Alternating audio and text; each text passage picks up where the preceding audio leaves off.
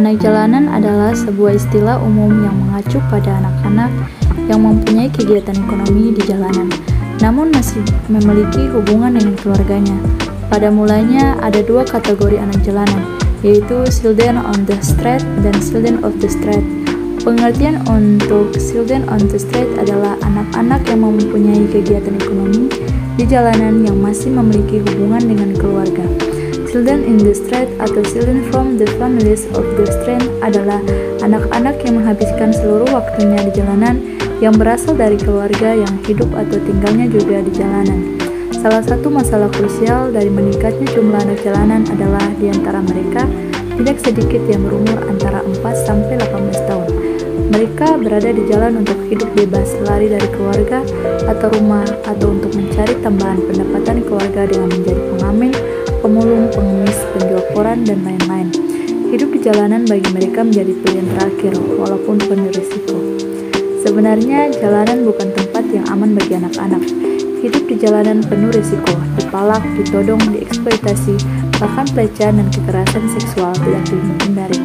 Karena kehidupan jalanan tak ubahnya seperti hukum rimba yang kuat dia berkuasa.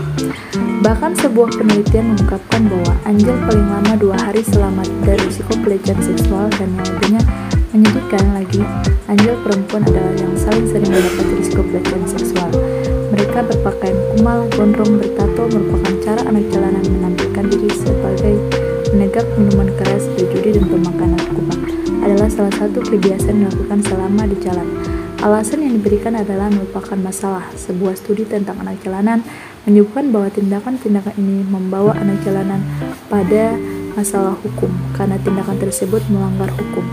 Anak jalanan melakukan tindakan mabuk-mabukan, bersikap cuek atau tidak peduli dengan aturan hukum, dan yang lebih parah lagi, menyalahgunakan terhadap obat-obatan terlarang. Siapa yang bertanggung jawab? Anak jalanan selain terkait dengan kriteria yang dikenakan mereka oleh pemerintah, yaitu anak yang berusia 5-18 tahun yang menghabiskan sebagai besar waktunya di jalan untuk mencari nafkah atau berkeliaran di jalan raya atau tempat-tempat umum. Waktu yang dihabiskan sekitar 4 jam per hari. Pola pengalokasian waktu serupa terus dilakukan hingga mereka menemukan sumber nafkah lain atau lingkungan sosial yang dapat menampung mereka.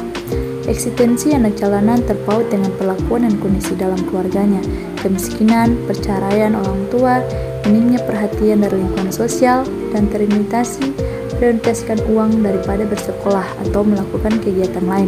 Terdapat 4 tipe anak jalanan, yaitu anak jalanan yang masih tinggal dengan orang tua, anak jalanan yang memiliki orang tua tetapi tidak tinggal dengan mereka, anak jalanan yang tidak memiliki orang tua tetapi tidak dengan keluarga tertentu, dan anak jalanan yang tidak memiliki orang tua dan tidak tinggal dengan keluarga.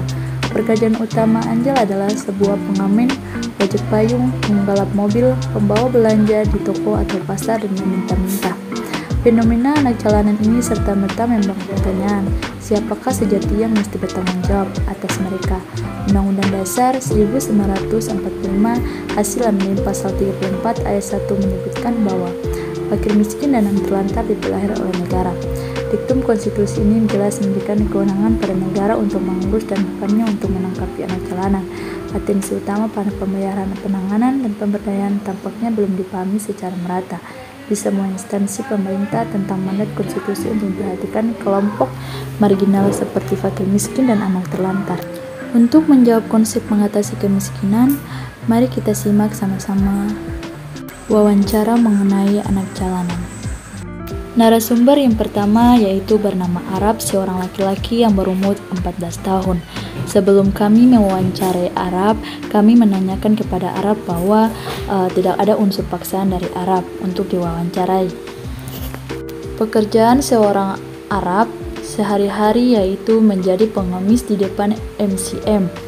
Adapun beberapa faktor sehingga menjadi Arab seorang anak jalanan yang menjadi pengemis, yaitu faktor keluarga, faktor ekonomi, dan juga faktor pendidikan. Faktor pendidikan yaitu di mana Arab putus sekolah dari kelas 4 SD, yaitu juga faktor ekonomi keluarga, yaitu pekerjaan seorang Arab menjadi pengemis dan juga pekerjaan ibunya yaitu jualan di pasar Mardika.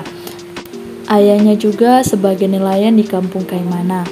Arab juga mempunyai 3 orang kakak beradik, yaitu 2 laki-laki dan 1 perempuan. Arab juga mempunyai adik laki-laki yang biasa dibawakan di depan MCM untuk narasumber yang kedua yaitu bernama Ikram. Ikram berumur 18 tahun.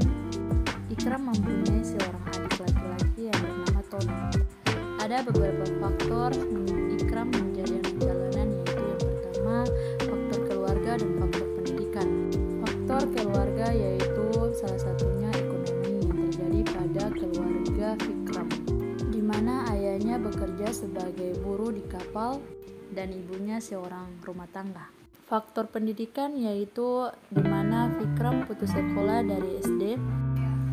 Faktor pendidikan yang menjadi Ikram seorang anak jalanan yang menjadi pekerjaan dia adalah yaitu sebagai tukang parkir, di mana pekerjaan sebagai tukang parkir ini juga kadang-kadang dia tak mampu menjadi tukang parkir karena banyak juga teman-temannya yang menjadi tukang parkir, di mana ketika dia menjaga parkir hanya di beberapa waktu setelah teman-teman Ikram tidak ada yang menjaga parkir.